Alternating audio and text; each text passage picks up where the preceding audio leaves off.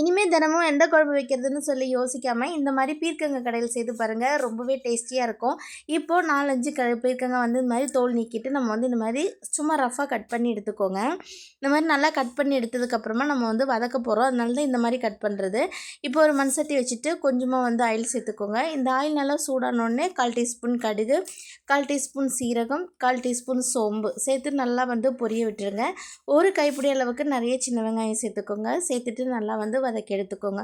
கண்ணாடி பதத்துக்கு வதங்கினதும் நம்ம வந்து நல்லா வந்து புளிப்புத்தன்மை கொடுக்குற மாதிரி நல்லா பழுத்த தக்காளியாக பார்த்து ஒரு 4 தக்காளி அப்படி இல்லைனா 5 தக்காளி எடுத்துக்கோங்க. நல்லா கட் பண்ணி அதுவுமே ரஃபாக வந்து சேர்த்துட்டு இந்த பீக்கங்காய் கட் பண்ணதும் சேர்த்து நல்லா வந்து வதக்கிக்கோங்க. காரத்துக்கு ஒரு 2 பச்சை மிளகா போட்டுக்கோங்க. இல்லை வரமிளகா உங்களுக்கு பிடிக்கும்னா அதுவும் நீங்கள் சேர்த்துக்கலாம் தாராளமாக. இப்போ கொஞ்சமாக கல்லுப்பு சேர்த்துட்டு கொஞ்சமாக மஞ்சத்தூள் 1/4 டீஸ்பூன் அளவுக்கு சேர்த்து நல்லா வந்து கலந்து விட்டுருங்க. கலந்து விட்டுட்டு ஒரு தட்டு போட்டு மூடி வச்சுருங்க. நல்லா வந்து வதங்கி வந்ததுக்கப்புறமா வந்து ஒரு 1/4 டம்ளர் அளவுக்கு தண்ணி வந்து சேர்த்துக்கலாம். தண்ணி வந்து சேர்த்துட்டு மூடி வச்சு திரும்பவும் வந்து நல்லா வந்து வேக வச்சு எடுத்துக்கணும். இப்போ இந்த மாதிரி நல்லா வெந்து வந்ததும் நம்ம வந்து மத்து போட்டு நல்லா கடைஞ்சி எடுத்துக்கலாம். இப்போ இந்த மாதிரி சூடான சாதத்தில் பிசைஞ்சு சாப்பிட்டிங்கன்னா ரொம்பவே சூப்பராக இருக்கும். இட்லி தோசைக்கு கூட ரொம்பவே டேஸ்டியாக இருக்கும். கண்டிப்பாக ட்ரை பண்ணி பாருங்கள்.